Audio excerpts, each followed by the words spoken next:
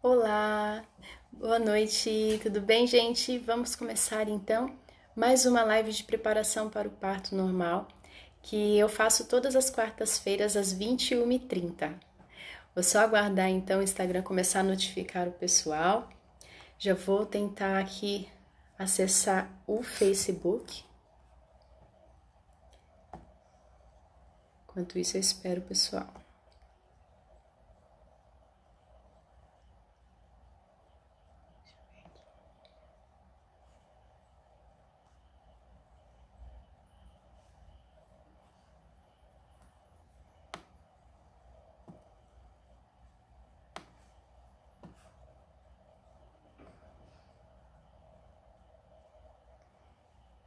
Deixa eu ver.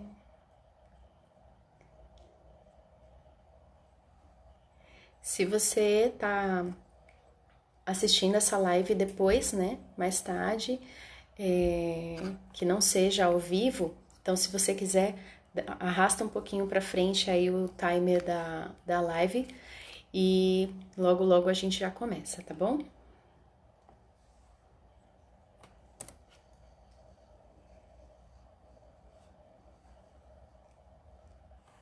Ok, agora no Facebook também.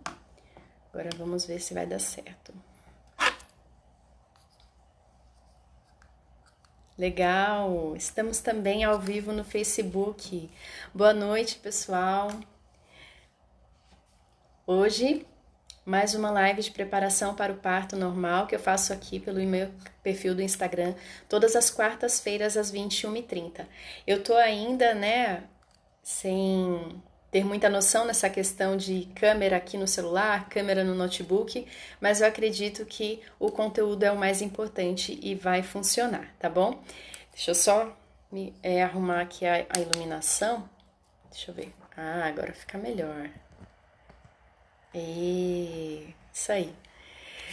Isso, então boa noite, pessoal chegando aqui no Instagram. Boa noite, Débora. Boa noite, Dri. Então, certinho. Pessoal, quem estiver me assistindo aqui pelo Instagram e também pelo YouTube, pelo Facebook, por favor, só comenta se tá me ouvindo bem, me vendo bem, tá bom? Pra gente já começar a nossa live e falar sobre o assunto, que é um assunto muito importante, né? Que é nós temos passagem, eu tenho passagem para o parto normal? Eu vou até tentar fixar aqui os comentários com o tema. Deixa eu ver se eu consigo fazer isso aqui no Instagram.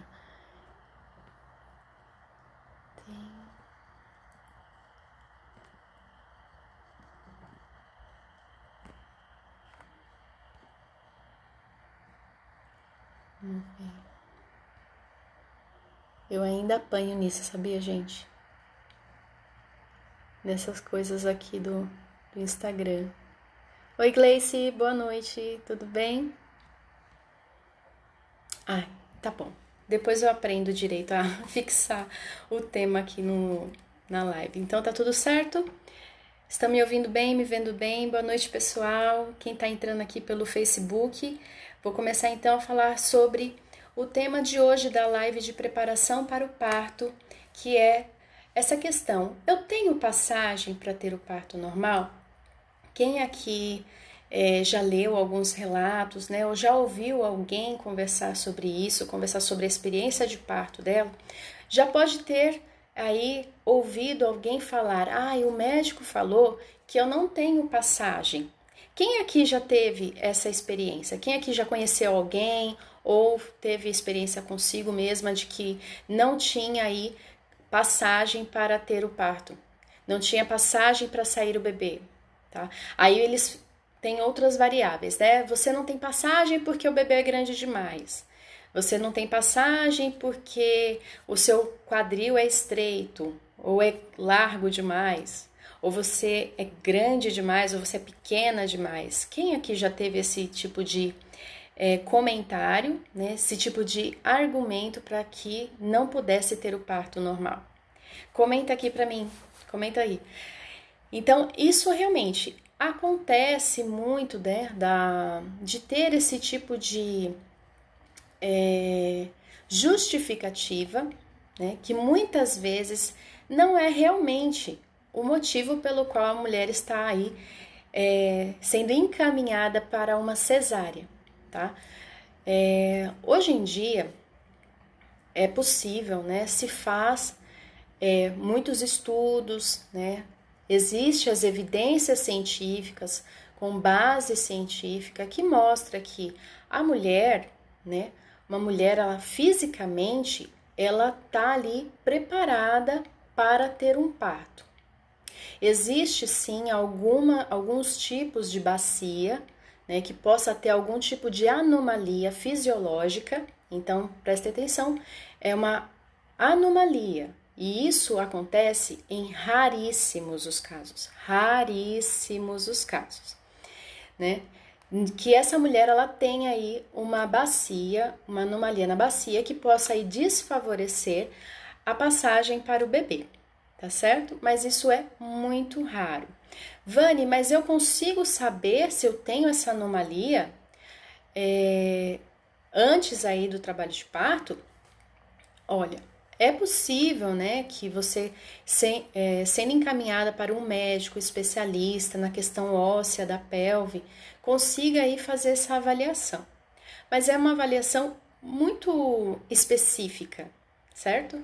E que, na maioria dos casos, para que você consiga fazer essa avaliação e que realmente você consiga ter certeza de que esse bebê não passa, não é possível ser feito sem que você já esteja em trabalho de parto e já esteja ali sendo observado durante toda a fase do trabalho de parto, certo?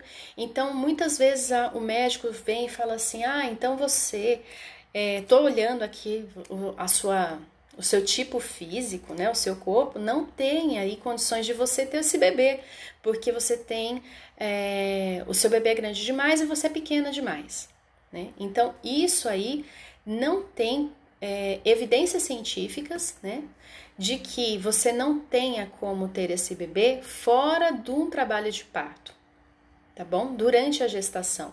Então, chegarem na mulher, né, e falar, olha, você não pode ter esse bebê porque você não tem passagem, isso você estando grávida durante o pré-natal, ele não é uma informação verdadeira, tá?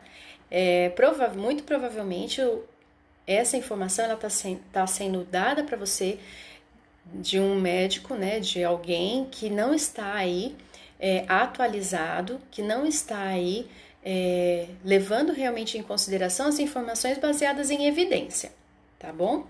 Então, o que pode acontecer? Então, Vani, Vani, eu dentro do trabalho de parto, a equipe falou que eu não tinha passagem, tá? O que muitas vezes acontece é que se confunde, né? Não é que confunde, é que a mulher imagina que ela não tinha passagem e ela confunde não ter passagem com não ter dilatação. Também existem duas coisas diferentes aqui para se falar, né? Essa questão da passagem do bebê, vamos colocar um pouco mais, levando em consideração as questões fisiológicas, né? Estrutura, pelve e principalmente posicionamento do bebê. Quando nós falamos a respeito de dilatação, a dilatação ela é um mecanismo, né, que o colo do útero trabalha para se afinar, né, ali levando em consideração os hormônios que trabalham para fazer esse processo. Afina o colo do útero e dilata. Isso é um músculo, o colo do útero ele dilata, né, toda ali aquela estrutura pélvica muscular, ela nesse processo ele se estende, ele dilata e ele se estende em pelo menos 250 vezes mais daquele tamanho que é o orifício do colo do útero. Quando ele está fechadinho, ele está zero de dilatação, ele está fechadinho aqui. Conforme esse colo do útero amolece e dilata, levando em consideração os hormônios da prostaglandina, que faz esse trabalho de amolecimento do colo do útero, e também da ocitocina, que contrai, né, contração forte ajuda na dilatação, né? Tanto é que a gente sempre fala, mulher que não tem contração não vai dilatar. É difícil, é muito raro, porque a liberação de ocitocina ajuda na contração do útero, que vai fazer também esse processo de dilatação. Prostaglandina amolece o colo, contrações pela ocitocina dilata. Então, o que acontece, né? Nessa questão da dilatação. Para dilatar, cada mulher tem o seu tempo, certo? E esse tempo de cada mulher, ele vai demonstrar num trabalho de parto, sendo um trabalho de parto mais curto, com as contrações mais intensas e longas, né, de duração, que dilata rápido. Ou também num caso de um trabalho de parto mais lento, que a mulher ela precisa de um pouco mais de tempo aí para fazer esse processo de afinar o colo e dilatar até 10 centímetros, tá bom? E cada mulher é uma. Muitas vezes o que acontece é que dentro do ambiente hospitalar existe um protocolo, existe aí uma média de tempo estimado para que essa mulher faça esse processo de afinar o colo e dilatar, tá bom? E esse processo, colocando isso numa média numérica, numa estatística de mulheres, fica muito fora daquilo que é a realidade, porque cada mulher é uma. Tem mulheres que vão parir aí em 2 horas, ou menos, tem mulheres que vão levar aí 12, 16, que é a média, né? Média de um trabalho de parto de uma primigesta. Se é média, tem mulheres que vão demorar mais tempo. E aí vem a questão. Então você não tem dilatação. Muitas vezes a mulher pode ouvir isso da equipe, né? Você não tem dilatação. Dilatou aí até 4, 5 centímetros e parou. Tá? Mas aí precisa ser levado em consideração qual é o tipo de assistência que essa mulher está tendo, quais são os sentimentos que ela está ali aflorando durante esse trabalho de parto, que possa estar prejudicando aí essa liberação dos hormônios importantes para que esse trabalho de parto engrene, essas contrações fiquem firmes e fortes, né? E exista aí esse processo da dilatação de fato. Né? Ou essa mulher está nervosa, ela está com medo, ela está ansiosa, a assistência não está sendo aí acolhedora para liberar esses hormônios importantes para o trabalho de parto e as contrações vão se espaçando, esse processo vai ficando mais arrastado, né?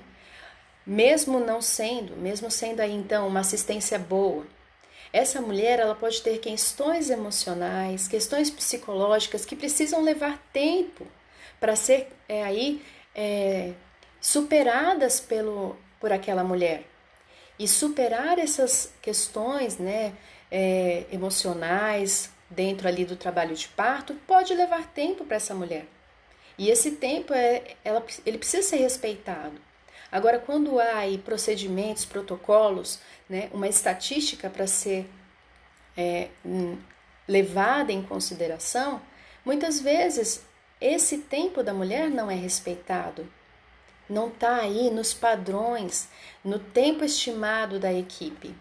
E aí é claro que vai acabar tendo algumas intervenções, que vai trazer mais estresse, que vai trazer mais medos e inseguranças, e aí acaba, né, o trabalho de parto trazendo aí sinais negativos tanto para a mãe quanto para o bebê, podendo aí trazer uma complicação, o bebê ficar um pouquinho mais agitado, o coraçãozinho não reagir bem, porque tá vindo ocitocina sintética, tá vindo algum tipo de intervenção, por exemplo, romper a bolsa de forma mecânica, pode colocar aí mais soro para essa mulher ter contrações mais intensas, etc, né? A gente vai saber naquelas enxurradas de intervenções que a gente já falou aqui, quem aí ainda não tem um conhecimento sobre esses tipos de intervenções muitas vezes desnecessárias, dá uma olhadinha lá no meu link no meu IGTV,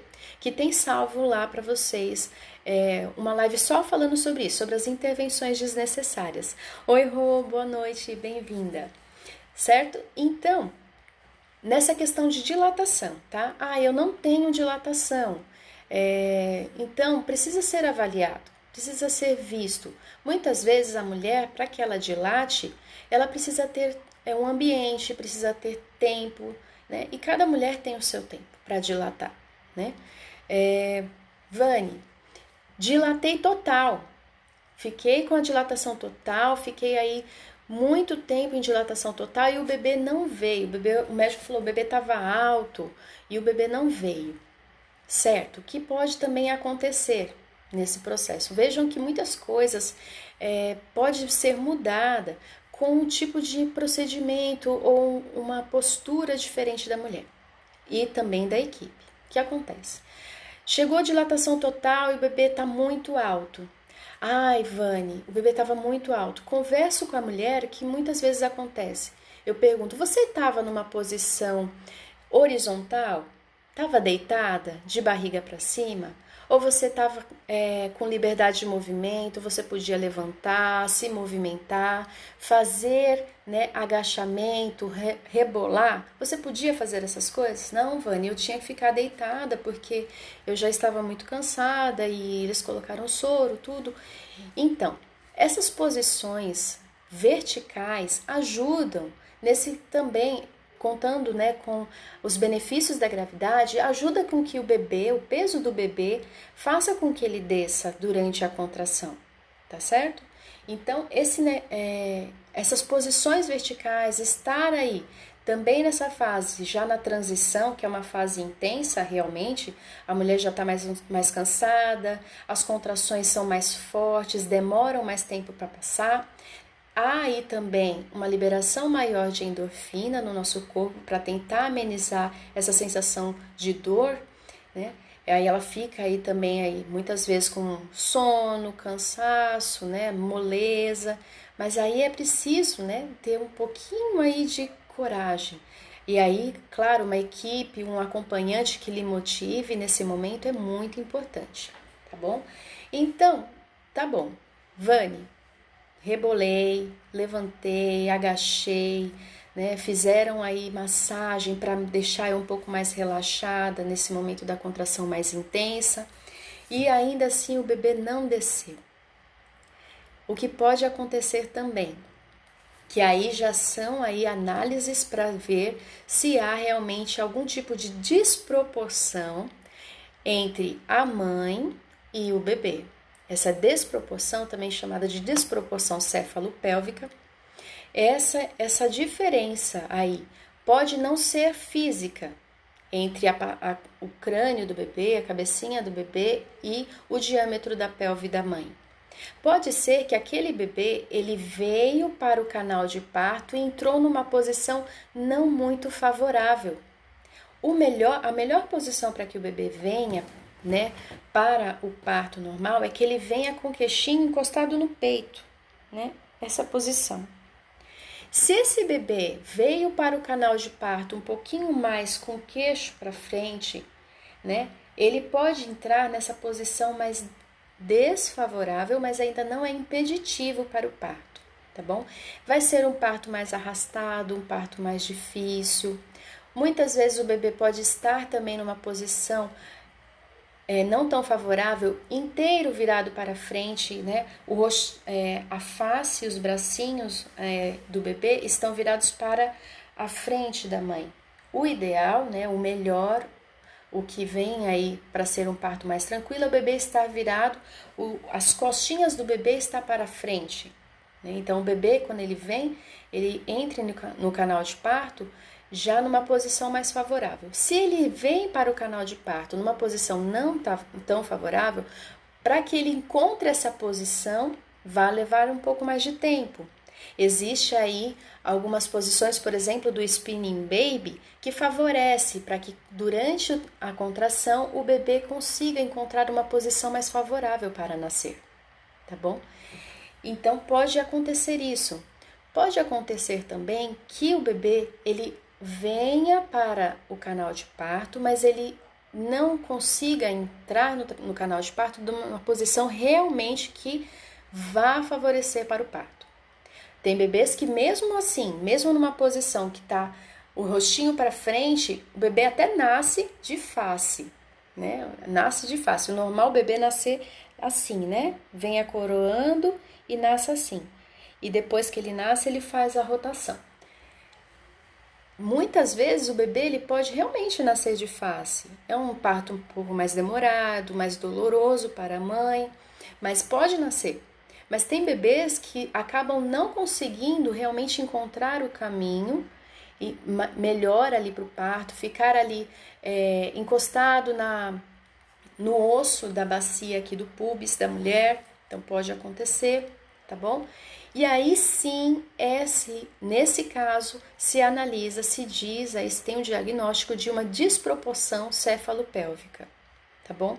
Porque pode acontecer que o bebê ele não esteja ali numa posição favorável para o nascimento, tanto uma posição que ele entre ali no canal de parto, tá bom? Vani, mas aí somente isso eu consigo ver, os médicos conseguem avaliar que realmente é uma desproporção. O que acontece também muitas vezes é que um bebê que está numa posição desfavorável, que não está conseguindo descer, e o trabalho de parto vai se arrastando, ele pode aí ficar mais cansado, ele vai demonstrar também sinais que aquele parto para ele não está bom, não está confortável. E esses sinais aí, por exemplo, dos batimentos cardíacos do bebê oscilando, não voltando bem após a contração, né, tendo aí esse histórico de que o bebê também não está bem, é também avaliado aí como uma desproporção cefalopélvica. E aí o bebê vai precisar nascer mais rápido e a cesárea vai vir muito bem-vinda nesses casos, tá? Mas você veja, é importante, né, que a gente tenha aí uma boa avaliação, né, que o médico seja aí comprometido, sincero, né, para que tenha aí essa avaliação honesta, né, e sempre falando para a mãe o que está acontecendo, o porquê que está acontecendo, né? Claro que a gente não tem certeza absoluta de tudo, e o médico também não tem certeza absoluta de tudo, mas há aí boas práticas que podem ser aplicadas. E eu digo assim, sempre para as minhas gestantes, sempre é possível que se tente algumas coisas antes de ir para uma cesárea, tá bom?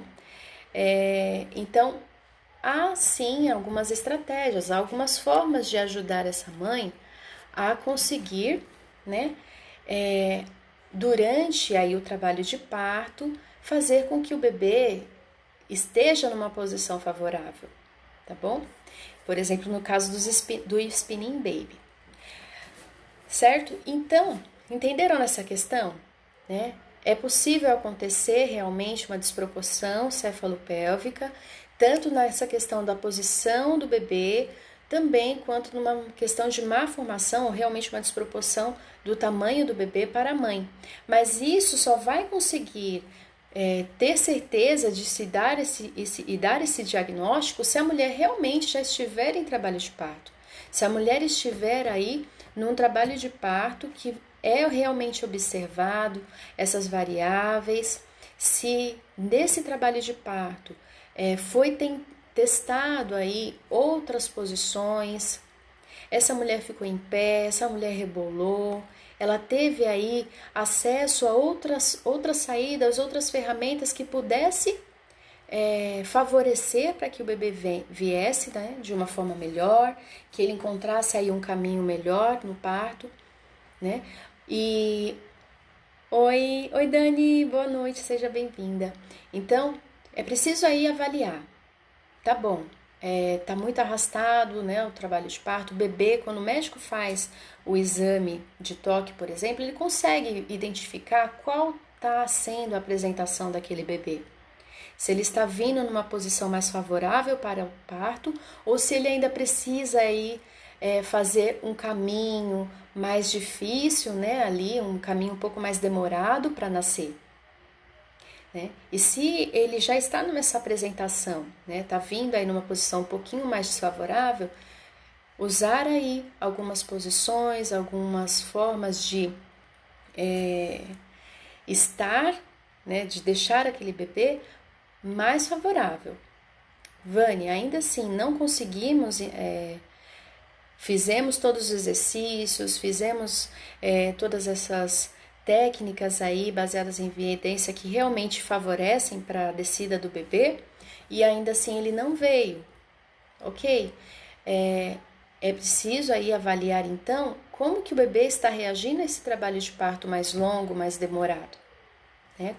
Claro, sempre buscando de uma forma honesta, né, e levando sempre em consideração essas variáveis. Também a mãe, porque um trabalho de parto muito arrastado, muito difícil, também para a mãe é complicado. Se a mãe não está bem, muito provavelmente logo o bebê também não estará bem, né?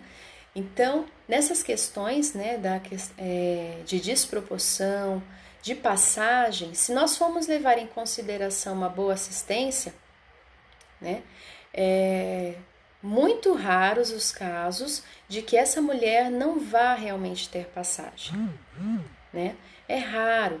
Então, assim, se a mulher falar, a equipe, né, falar, o médico falar durante a gestação de que você decretar que você não tem passagem para o parto, muito provavelmente ele não estará fazendo uma avaliação honesta. Tá bom? Ai, Vani, mas eu não tive, né? Eu tive essa complicação, eu estava sendo bem assistida, uma equipe, né, atualizada e realmente eu não tive condições de ter o parto por conta de uma dificuldade, uma desproporção ali para que o bebê nascesse. No segundo parto, vai também acontecer a mesma coisa? Não é possível a gente conseguir falar para você que vai acontecer a mesma coisa, porque muito provavelmente não aconteça. Também o percentual é muito baixo. O que eu sempre falo, para que isso aconteça, precisa estar dentro de um trabalho de parto.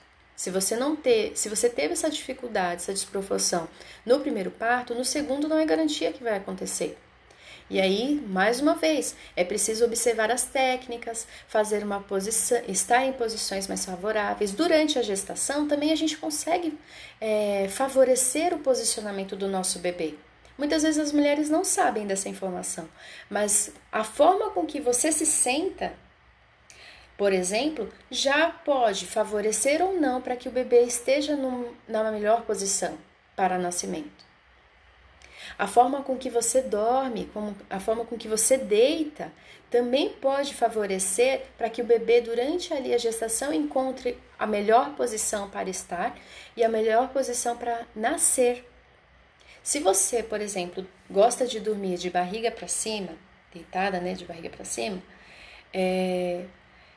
pode fazer com que o bebê demore um pouquinho mais. A posição mais favorável, por exemplo, para a gente estar gestante e dormir é sempre deitada de lado, para o lado esquerdo, tá bom? Porque a gente tem aí uma liberação maior da veia principal aqui do nosso corpo, que libera oxigênio, que transporta, né, o maior fluxo de sangue e oxigênio também para nós, inclusive para o nosso bebê. Afinal, o bebê respira através de nós. Então, deitar, dormir sempre para o lado esquerdo, tá? E dessa posição deitada para o lado esquerdo também já vai favorecer para que o bebê esteja na posição virada as costinhas para frente e mais inclinado para o lado esquerdo, tá?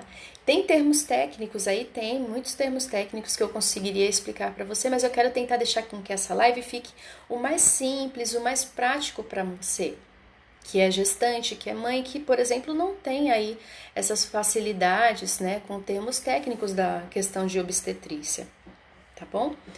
Então, sentar jogada, a barriga, as costas lá atrás, barriga lá para frente, o umbigo apontando para o céu, isso faz com que o bebê esteja ali, tem um espaço menor, porque você está colocando aí a sua coluna, envergando a sua coluna para frente, empurrando esse bebê e diminuindo o espaço do útero. certo? Então, sempre sentar de uma posição mais favorável. Quando você se senta, senta mais ereta, coluna reta. Sabe esses ossinhos aqui do bumbum, quando a gente senta, tem um ossinho chamado isquios, tá? Se você tá sentada, se você tocar aqui, ó, bem embaixo, perto da sua vagina, você vai sentir dois ossinhos, tá? Esses ossinhos, ele demonstram o limite da sua cavidade pélvica. E esses ossinhos, se você senta apoiada nele, você consegue ter aí um equilíbrio entre a sua coluna, sabe? Toda essa parte aqui, ó, da cabeça, tronco e pelve.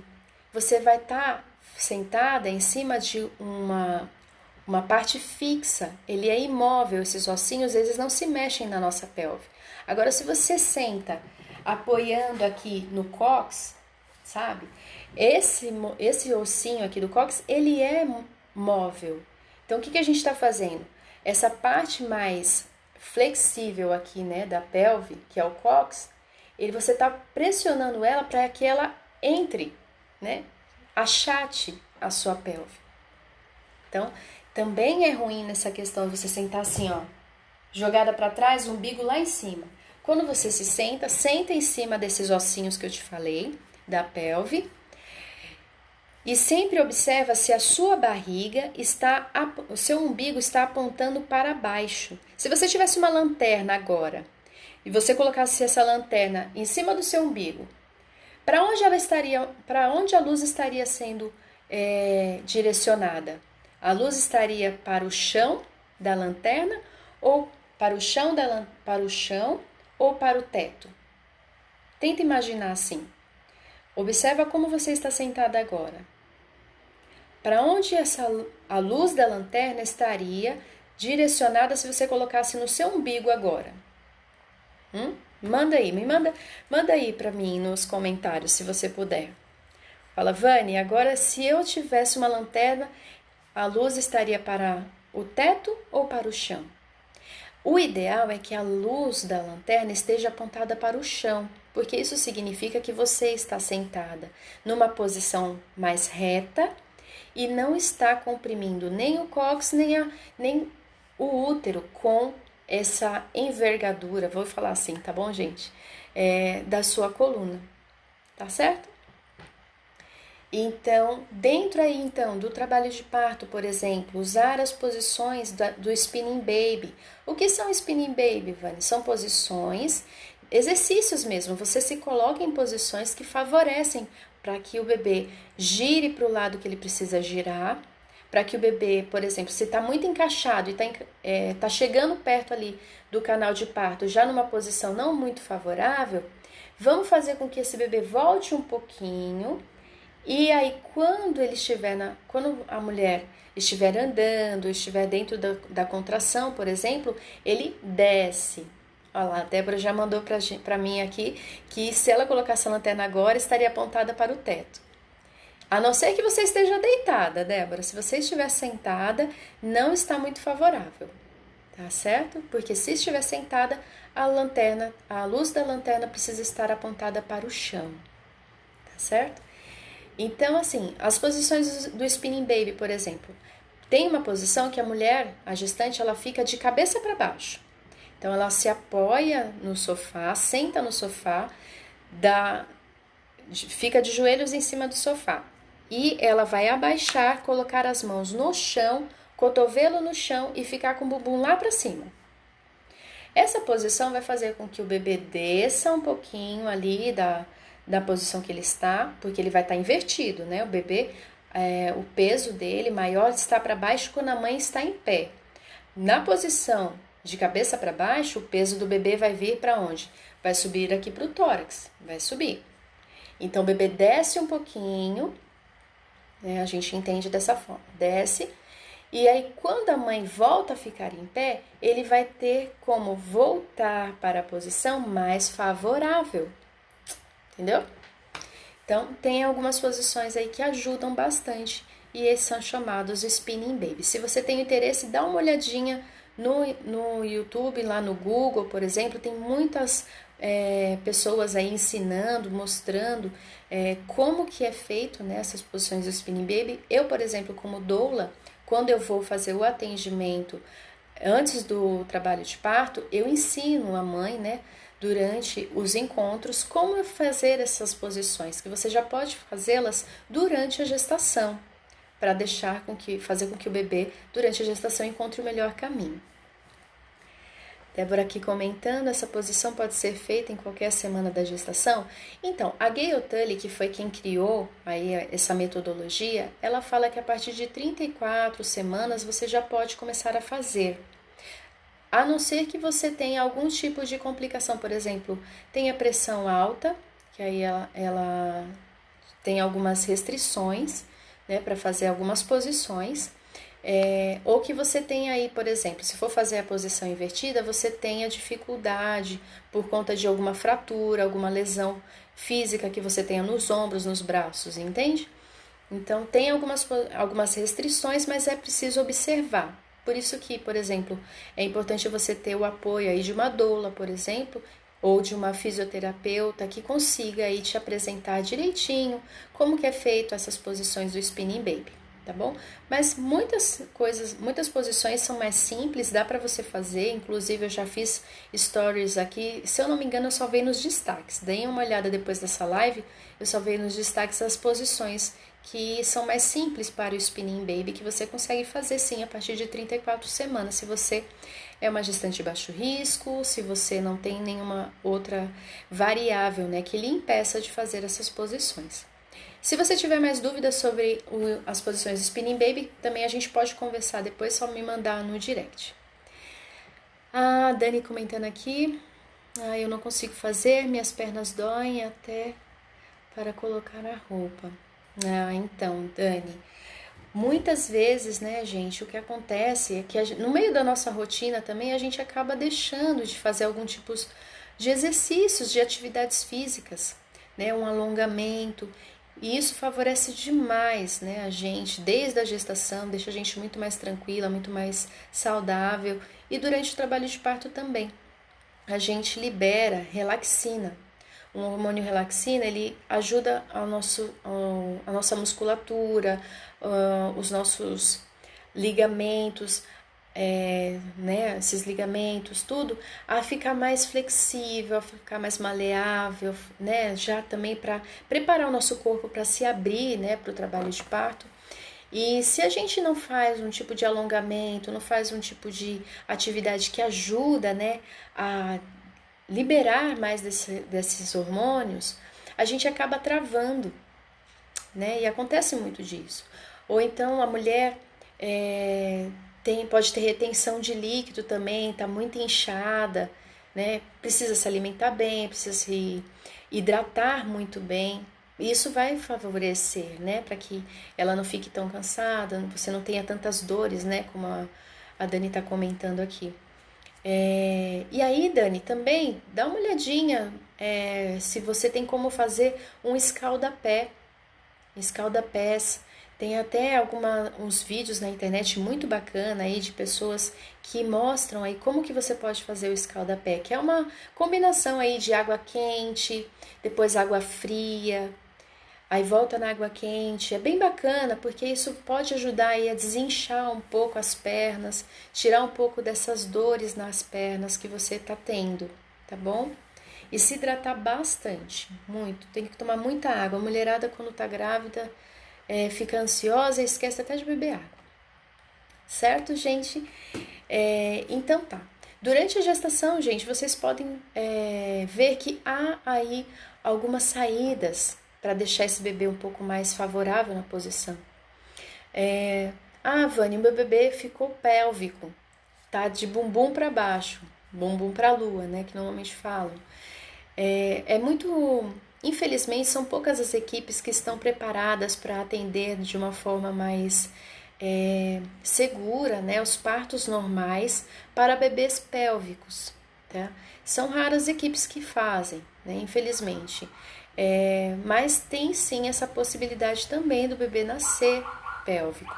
Só precisa ser observado isso, se a equipe está preparada para fazer esse tipo de acompanhamento, de assistência, porque se a equipe não está aí preparada, se não é uma equipe que está realmente segura de fazer o acompanhamento desse parto, pode trazer aí intercorrências, pode ter aí um risco maior realmente de complicações, porque é um parto um pouco mais delicado, tá bom? E aí, se você não tem aí uma assistência adequada, não tem uma assistência atualizada que vá realmente te acompanhar nesse parto de uma forma mais segura, nesse caso, você pode aguardar o trabalho de parto acontecer, começar, né, pelo menos, porque isso daí demonstra sinais de que realmente o seu bebê está preparado, está pronto para vir ao mundo, e aí você ir então para uma cesariana intraparto, né? Não há necessidade aí de você pegar e agendar, por exemplo, com 39 semanas, 37 semanas, 38 semanas o seu parto, porque o seu bebê está pélvico, o seu bebê está vindo de bumbum. Não. Aguarda pelo menos os sinais de trabalho de parto, as primeiras contrações. Não sei se vocês sabem, mas o bebê ele se beneficia muito com o trabalho de parto. Porque dentro do trabalho de parto é liberado hormônios importantes para desenvolvimento do pulmão do bebê, que não é liberado antes, né, durante a gestação. Vocês sabiam disso? E esses hormônios só são liberados dentro do trabalho de parto, e caso esse bebê não tenha aí esses hormônios para ajudar no desenvolvimento do pulmão, depois ele vai ter, pode ter aí algum tipo de complicação nas questões respiratórias, né? Pode vir aí a ter algum tipo de complicação nas questões alérgicas. Então, é importante, né, aguardar aí também, mesmo que o bebê esteja pélvico, o início do trabalho de parto, né? Porque o bebê vai se beneficiar, tanto porque ele já vai estar mostrando sinais de que realmente ele está pronto para nascer, quanto também ele vai receber essa bomba de hormônios que somente o trabalho de parto ia trazer para ele, tá bom? Deixa eu ver aqui. Ai, os pés incham. Isso. Acontece mesmo, essa questão de retenção de líquido, a gente fica inchada, né, Dani? O escalda-pés é muito bacana. Acho que se você fizer, você já vai sentir algum benefício, sabe? Pelo menos por agora, né? E não tem contraindicação, tá bom? Dá uma olhadinha. Depois, se você quiser, eu te mando o link também. Quem tiver interesse em saber também um pouco mais sobre como que é o escalda-pés, pode me mandar no direct também, tá bom? Se tiver dúvida. Tá certo, gente? Quem tem dúvida, me manda aqui, que daqui a pouquinho a gente está terminando já a nossa live. Vocês entenderam essa questão da desproporção cefalopélvica real, que realmente não há passagem, não é que não há passagem, a mulher tem a passagem, mas o bebê ele entra ali no canal de parto numa posição não muito favorável, né? E que se não, mesmo sendo feitas as posições, ferramentas, estratégias ali para tentar fazer com que o bebê venha, né? Mude essa posição para que ele fique numa posição realmente mais favorável, aí sim é possível se avaliar que o bebê possa ter uma desproporção, pode não ser somente física, quanto também nessa posição, desproporção cefalopélvica, tá bom? Mas isso só é possível ser avaliado dentro do trabalho de parto. Quer saber sobre o parto domiciliar? Então, Dani, dentro do parto domiciliar, pode acontecer que o bebê venha nessa posição mais desfavorável, está sendo aí um trabalho de parto mais arrastado, e o trabalho de parto domiciliar, você não tem como, por exemplo, aplicar uma anestesia na mãe, fazer a aplicação de anestesia.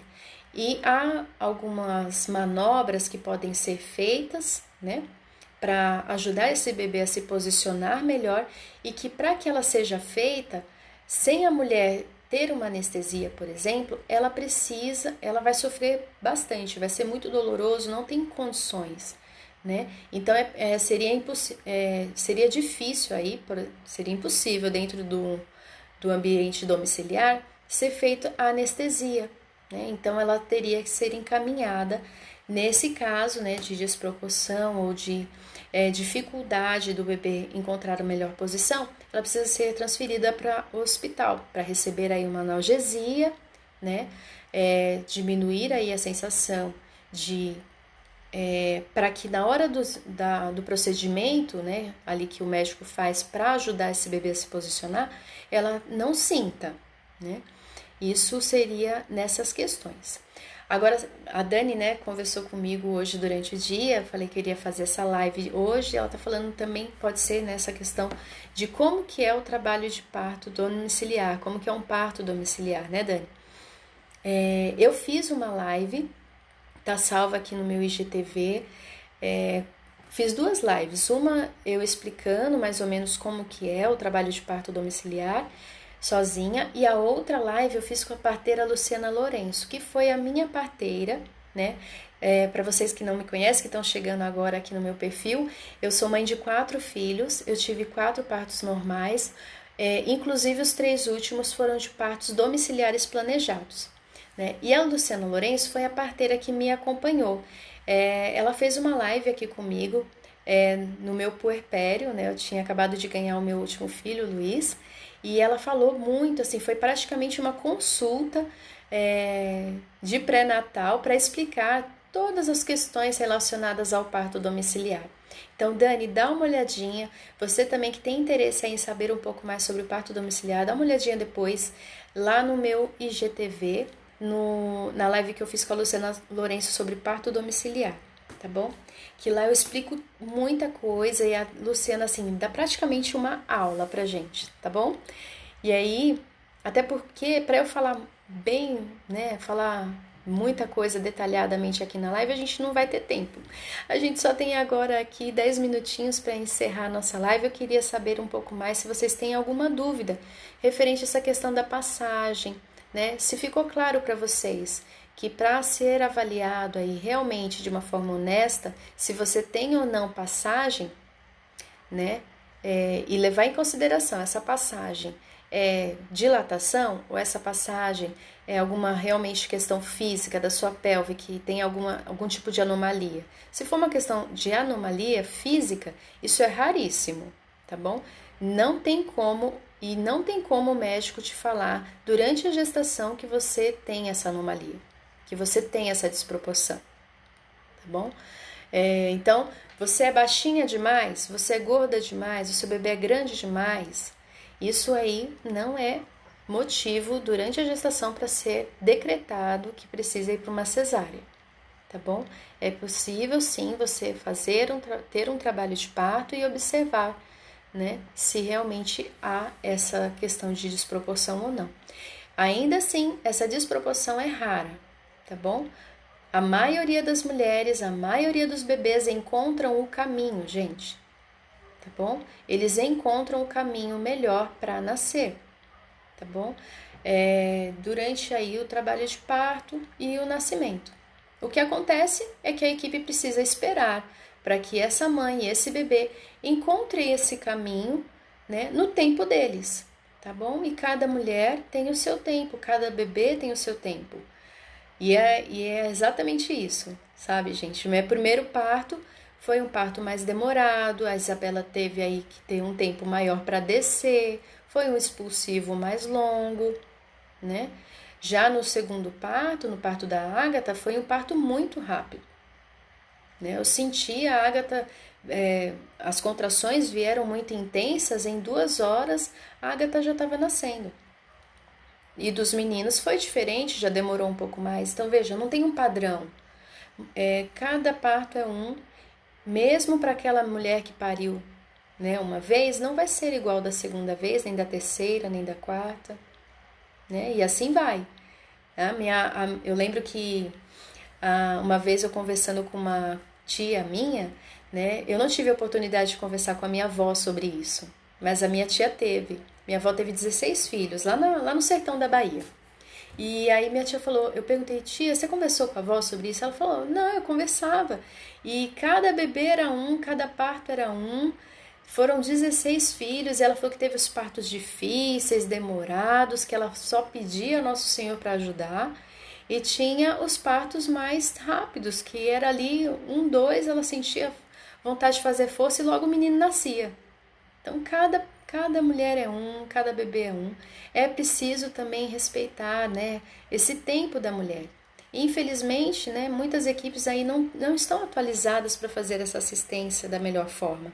E é importante que você, mulher, esteja aí preparada.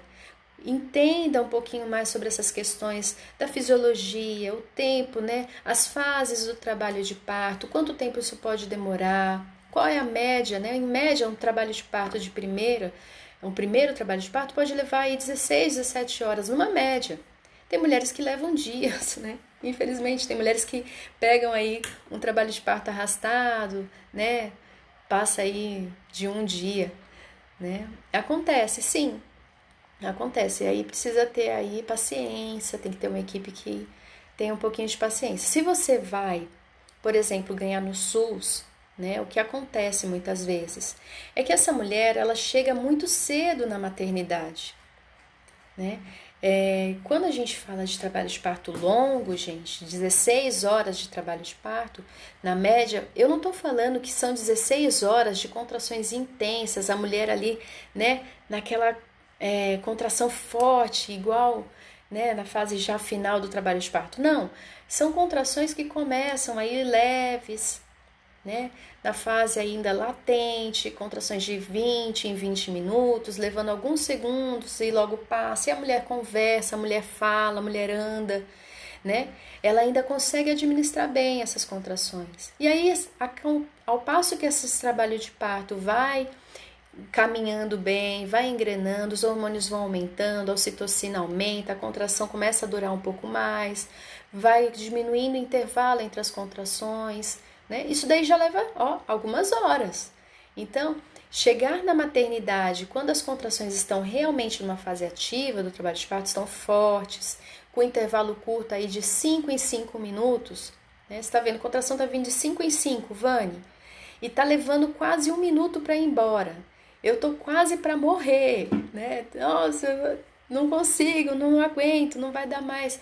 Aí sim, esse é o melhor momento para você ir para a maternidade, porque realmente está numa fase ativa do trabalho de parto. Mas é fácil chegar na maternidade nessa fase? Não é. Demanda aí um controle emocional, né? Demanda aí uma administração melhor da mulher, né, em administrar melhor essas contrações para que ela mantenha o controle, o equilíbrio, para que essas contrações não tirem ela do eixo. E aí ela precisa de apoio, ela precisa de assistência, né? E ela precisa de conhecimento, de informação, porque se ela sabe o que está acontecendo, se ela entende, né, que esse processo é algo natural, é algo normal, fisiológico, lembrando que eu estou falando de uma gestação de baixo risco, tá bom, gente? Sempre levem isso em conta. Uma gestante de baixo risco que fez o pré-natal bonitinho, que os exames estão ok, ela pode sim permanecer em casa durante o trabalho de parto até a fase ativa. Agora sim, a mulher, ela é uma gestante de risco, ou ela começou a ver sinais, por exemplo, de rompeu a bolsa e o líquido que saiu da bolsa tá ali um líquido esverdeado, né? Vânia, as contrações estão assim numa situação muito, muito estranha. Eu tô sentindo dor, uma dor fora da contração. Observem isso, tá? Dor dentro do trabalho de parto, no começo, fora da contração, não é normal, tá? Não é normal, fora da contração, a mulher sentir dor no trabalho de parto. Então, é possível observar, tá? Então, você observa, você tá aí, uma gestante de baixo risco, pré-natal tudo bonitinho. E não é a minoria, tá, gente? A maioria das mulheres são de baixo risco, o pré-natal tá bonitinho lá, fez os exames, tá tudo ok, né? Afinal de contas, né, Nosso Senhor não ia permitir, né, que acontecesse com a maioria das mulheres, elas tivessem gestações de alto risco, que elas não pudessem aí, por si, naturalmente, trazer esses meninos ao mundo. Seria praticamente impossível, né, manter aí a raça humana, né? Nós temos essa condição. A maioria das mulheres tem condições, sim, de ter uma gestação mais tranquila, mais saudável. E há, sim, também os casos de complicação, gestantes de risco, que tem, sim, essa necessidade de ter um acompanhamento mais próximo. Mas essa não é a maioria. Inclusive, a Organização Mundial de Saúde, ela fala que, levando em consideração os estudos, a observação também de uma assistência boa dessas mulheres, 15% das mulheres vão acabar precisando ir para uma cesariana, 15%. E 85% das mulheres vão ter um parto normal.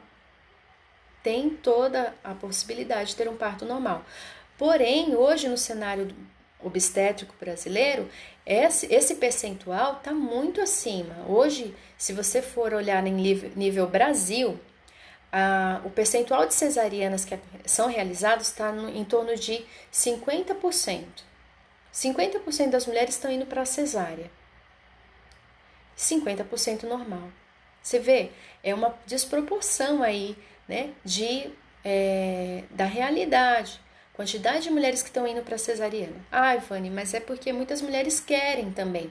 Sim, essa é a questão também. Mas isso é um papo para uma outra live. E isso, pior, né? Se nós formos levar em consideração estados, alguns estados no Brasil, o nível de cesarianas é ainda muito maior. O percentual de cesarianas podem chegar aí, em alguns estados, a 90%. Tá?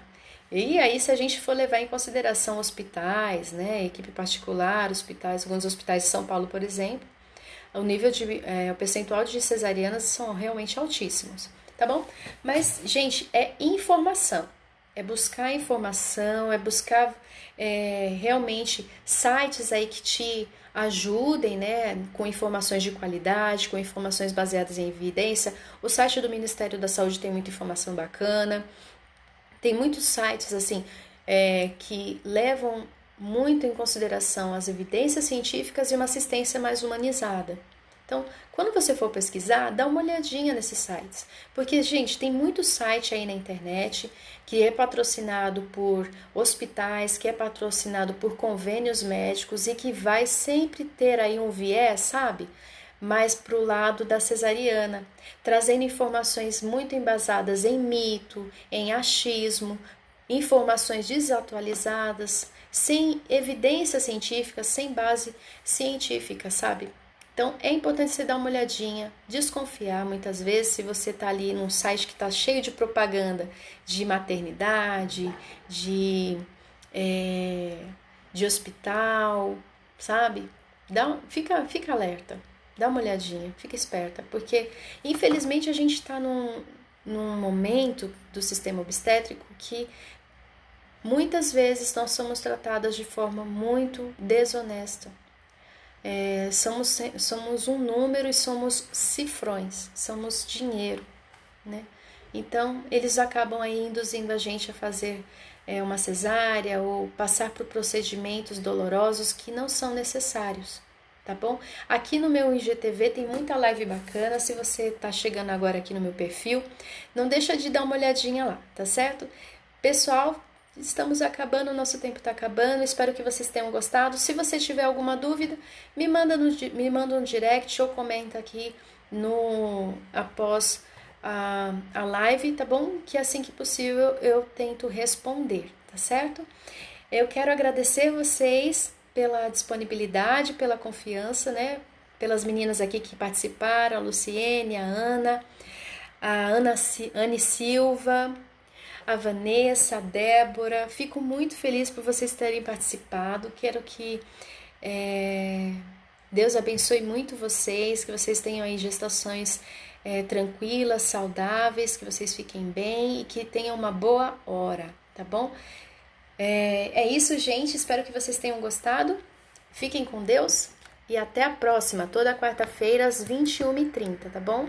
Beijos. Tchau, tchau.